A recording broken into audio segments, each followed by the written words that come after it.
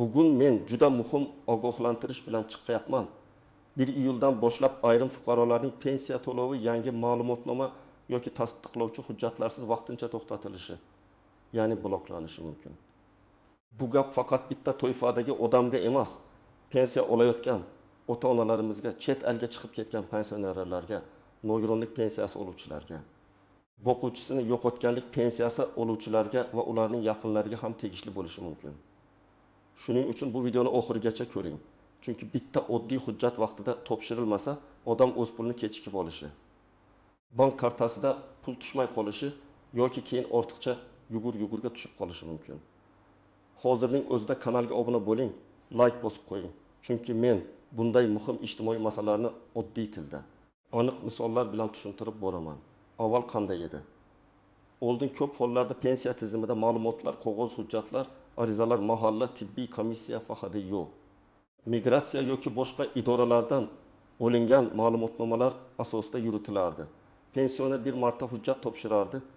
Keyin ko'p yillar davomida pensiya avtomatik ravishda hisoblanib, har oy kartaga yoki naqd ko'rinishda berilardi. Agar odam yashash joyini o'zgartirsa, chet elga chiqsa, nogironlik guruhi qayta ko'rikdan o'tish kerak bo'lsa, o'qiyotgan farzand boquvchisini yo'qotganlik pensiyasini olsa, bu ma'lumotlar har doim ham tizimga tez tushmasdi. Ayrim holatlarda idoralar orasida ma'lumot almashinuvi kechikadi. Fuqaro esa men pensiya olayapman, demak hammasi joyida deb yuraverardi. Endi nima o'zgaryapti? Hozir davlat idoralari ma'lumotlarni elektron bazalar orqali solishtirishga ko'proq o'tmoqda. Ya'ni pensiya jamg'armasi yoki vakolatli organlar pensionerning haqiqatan ham pensiya olish huquqi saqlanib qolganini tasdiqlovchi ma'lumotni tekshiradi. Agar tizimda zarur ma'lumot bo'lmasa, hujjat eskirgan bo'lsa, muddat tugagan bo'lsa yoki biror holat bo'yicha aniqlik yetishmasa, to'lov vaqtincha to'xtatilishi mumkin. Bu pensionerni jazolash degani emas. Asosiy maqsad pensiya noto'g'ri to'lanib ketmasligi. Keyin fuqarodan ortiqcha pul qaytarib olinmasligi, tizimda tirikligi, yashash joyi, nogironlik holati, o'qish holati, qaramog'idagi shaxslar yoki boshqa asoslar aniq bo'lishidir. Men buni shunday tushuntiraman. Pensiya bu avtomatik tushaveradigan oddiy oylik emas. Pensiya olish huquqi ma'lum shartlarga bog'liq. Yoshga doir pensiyada asosiy shart pensiya yoshi va ish staji bo'lsa. Nogironlik pensiyasida tibbiy xulosa va guruhning amal qilish muddati muhim. Boquvchisini yo'qotganlik pensiyasida farzandning yoshi, o'qishi, oilaviy holati yoki mehnatga layoqatsizligi tekshiriladi. Chet elda yashayotgan pensionerlarda esa hayotda ekanini yoki doimiy yashash holatini tasdiqlovchi hujjatlar talab qilinishi mumkin. Shuning uchun 1 iyul sanasi yaqinlashayotgan bo'lsa, menga tegishli emasdir deb beparvo bo'lmaslik kerak. Endi kimlar ko'proq xavotir olish kerakligini batafsil tushuntiraman. Birinchi navbatda nogironlik pensiyasi yoki nogironlik nafaqasi oluvchilar e'tiborli bo'lish kerak. Masalan, fuqaro ikkala guruh nogironligi bo'yicha pensiya olayapti. Lekin uning tibbiy qayta ko'rik muddati 3 iyunda tugaydi. Agar u 1 iyulgacha yoki belgilangan muddatda tibbiy komissiyadan o'tmasa, tizimda nogironlik guruhi davom etmoqda degan tasdiq ko'rinmasligi mumkin. Natijada iyul oyidagi to'lov kechikadi yoki vaqtincha to'xtaydi. Keyin fuqaro komissiyadan o'tadi, hujjat yangilanadi, to'lov qayta tiklanadi.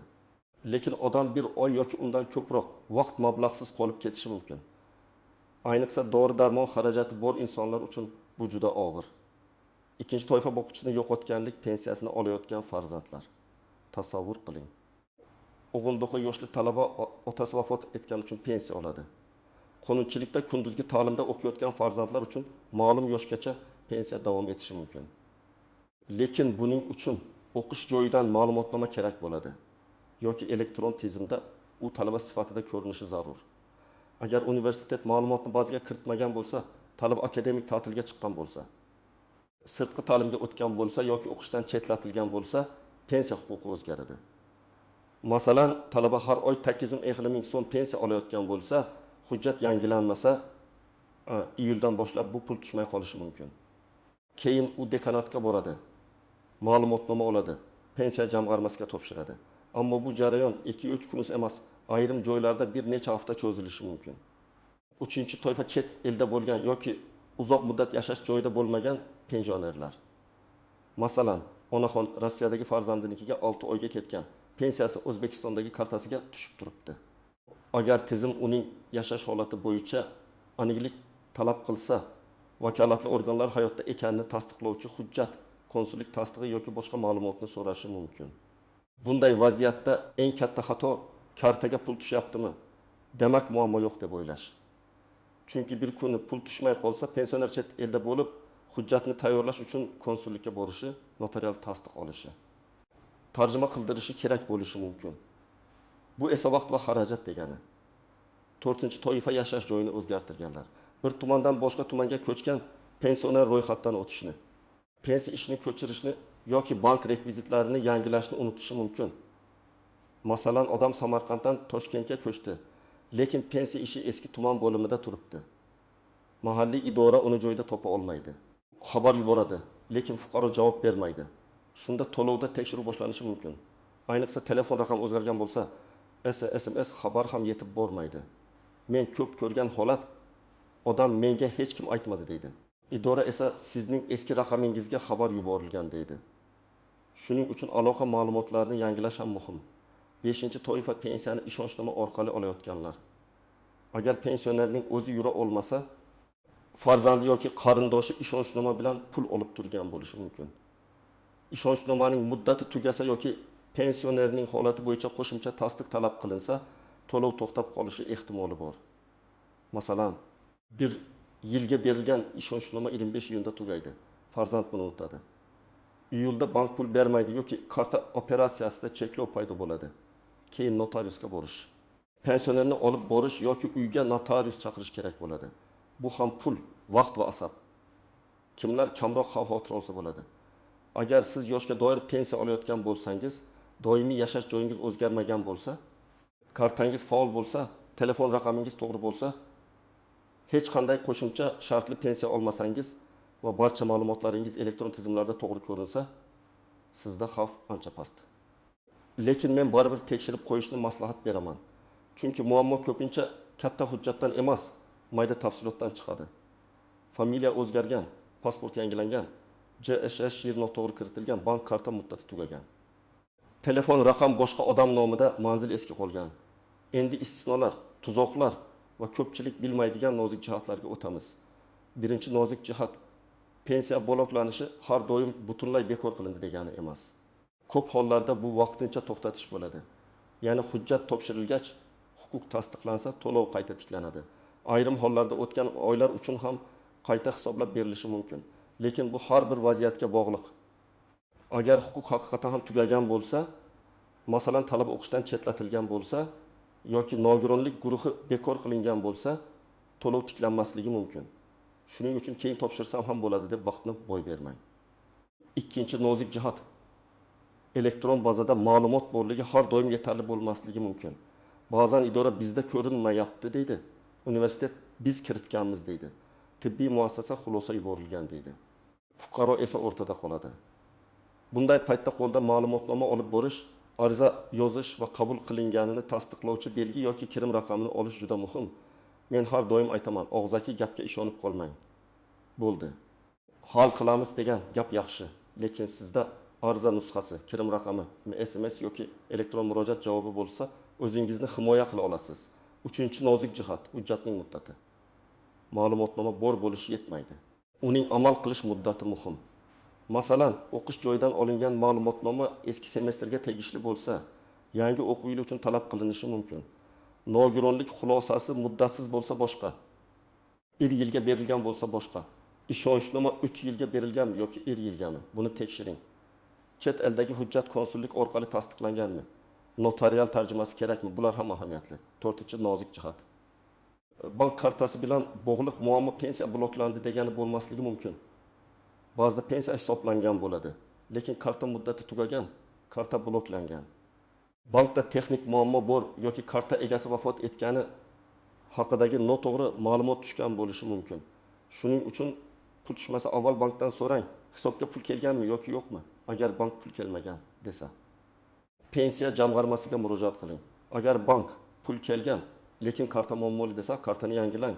Bu oddiy farq odamni keraksiz joyga yugurtirmaydi. 5-nozik jihat. Ortiqcha to'langan pensiya keyin qaytarilishi mumkin. Masalan, talaba fevralda o'qishdan chetlatilgan, lekin ma'lumot tizimiga kech tushgan, pensiya uygacha to'langan. Keyin tekshiruvda huquq fevraldan tugagani aniqlansa, ortiqcha to'langan summa qarz sifatida chiqarilishi mumkin.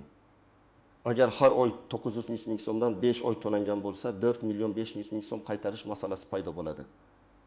Shuning uchun huquq o'zgarganini yashirish foyda emas. Aksincha keyin katta muammo keltiradi. 6-chi nozik jihat. Qarindoshlar pensioner nomidan hamma ishni qilayotgan bo'lsa, pensionerning o'zi vaziyatdan bexabar qolishi mumkin. Men ko'pincha shunday holatni ko'raman. Farzand men hal qilaman deydi, lekin hujjat vaqtida topshirmaydi. Onasi yoki otasi esa kartaga pul tushmagandan keyin biladi.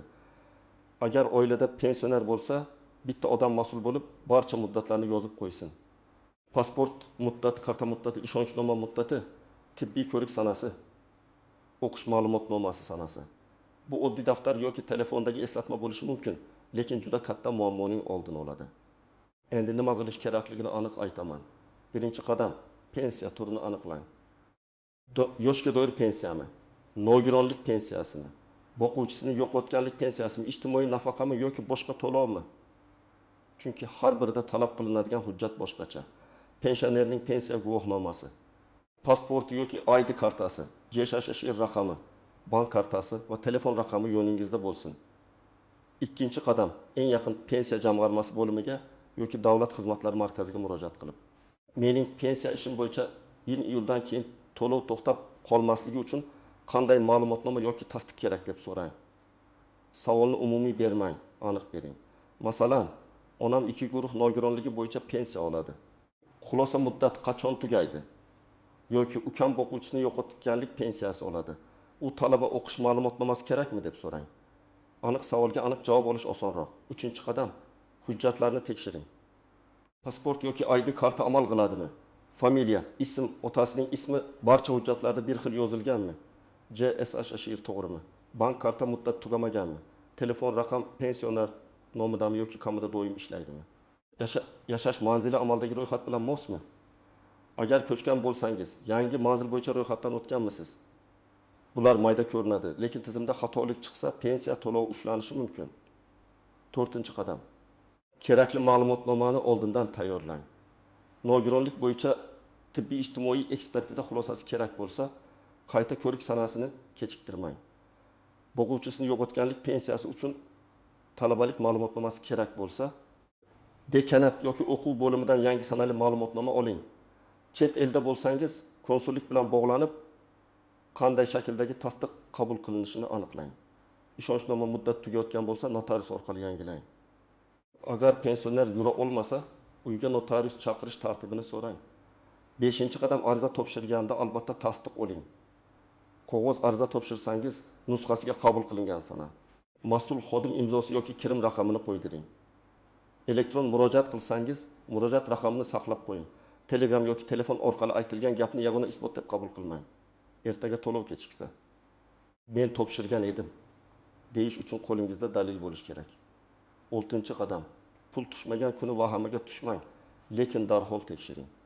Avval bankdan so'rang, pensiya hisobga kelganmi? Keyin pensiya jamg'armasidan so'rang, to'lov hisoblanganmi, to'xtatilganmi, sabab nima? Sababini yozma yoki hech bo'lmasa aniq nomi bilan bilib oling. Hujjat yetishmayapti deyishsa, qaysi hujjat, qaysi sana bilan? Qayerdan olinadi, kimga topshiriladi, qancha muddatda ko'rib chiqiladi, bularni yozib oling. Har bir gapni daftarga yozing, sana, xodimning ismi aytilgan talab. Bu tartib sizni ortiqcha yurishdan saqlaydi. 7-qadam. Agar noto'g'ri to'xtatilgan deb hisoblasangiz, yozma murojaat qiling. Murojaatda mening pensiya to'lovim qaysi asosga ko'ra to'xtatildi? Qanday hujjat talab qilinadi? To'lovni tiklash muddati qancha deb yozing. Hujjatlaringiz nusxasini ilova qiling. Agar javob qoniqtirmasa, yuqori turuvchi tashkilotga yoki qonunda belgilangan tartibda shikoyat qilish mumkin. Lekin hammasini madaniyatli, hujjat bilan asabiylashmasdan qiling. Baqirish muammoni tez hal qilmaydi. To'g'ri ariza va to'liq hujjat esa ko'p narsani tezlashtiradi. Alohida ta'kidlayman, ijtimoiy tarmoqlardagi har bir xabarga ko'r-ko'rona ishonmang. Hamma pensionerlarning pensiyasi bloklanadi degan vahimali gaplar ko'pincha noto'g'ri talqin bo'ladi. To'lov hammaniki emas, aynan ma'lumoti to'liq bo'lmagan, hujjati muddati tugagan yoki huquqi qayta tasdiqlanishi kerak bo'lgan fuqarolarniki vaqtincha to'xtashi mumkin. Shuning uchun qo'rqish emas, tekshirish kerak. Men sizga vahma uchun emas, tayyorgarlik uchun gapiryapman. Demak, 1 iyuldan oldin eng muhim vazifa bitta: pensiya huquqingizni tasdiqlovchi ma'lumotlar tizimda to'g'ri va to'liq ekanini tekshirib qo'ying. Nogironlik muddati, talabalik ma'lumotnomasi, yashash joyi, bank karta, ishonchnoma, chet elda bo'lish holati, pasport va telefon raqam kabi narsalarga befarq bo'lmang. Bir kunlik tekshiruv sizni bir oylik pensiyasiz qolishdan, ortiqcha navbatdan va asabiy muammolardan saqlaydi. Agar sizning oilangizda pensioner bo'lsa, bugunoq uning hujjatlarini ko'rib chiqing. Izohlarda yozing. Sizda shunday ma'lumotnoma so'rashdimi? Pensiya to'lovi bilan muammo bo'lganmi? Qaysi hududda qanday tartib bo'lyapti? Boshqalar ham sizning tajribangizdan foyda oladi. Video foydali bo'lgan bo'lsa, like bosing, kanalga obuna bo'ling va yaqinlaringizga yuboring. Chunki bunday ogohlantirishni vaqtida eshitgan odam o'z pensiyasini himoya qila oladi.